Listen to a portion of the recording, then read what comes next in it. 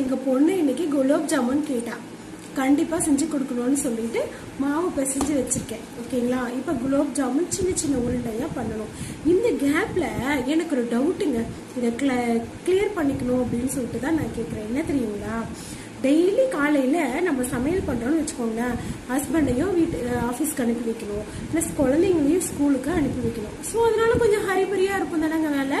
So அந்த மாதிரி சமயத்துல கிச்சன்ல சமையல் பண்ணிக்கிட்டு திடீர்னு ஹஸ்பண்டை கூப்பிட்டு, ஏங்க இந்த குப்பையை மட்டும் கொஞ்சம் கொண்டு போய் கொட்டிட்டு வந்துருங்களா அப்படின்னு சொன்ன உடனே அவங்க கிட்ட இருந்து ஒரு பதிலுங்க, எப்படி தெரியுமா, ஏங்க நானா அப்படின்ட்டு. ஆமா, நீங்க தான், இது நம்ம வீட்டு குப்பை தான் அப்படின்னு விளக்கம் கொடுக்க வேண்டியதா இருக்குங்க. அப்புறம் கொஞ்ச நேரம் கழிச்சு மெஷின்ல ட்ரெஸ் முடிஞ்சிருச்சு, கொஞ்சம் கொண்டு போய் மாடியில காய போட்டுருங்களா அப்படின்னு சொன்ன உடனே என்ன தெரியுமா சொல்றாங்க டக்குன்னு, என்ன நானா அப்படின்னு. எனக்கு என்னமோ இந்த ஆம்பளைங்க எல்லாருமே இந்த வீட்டுல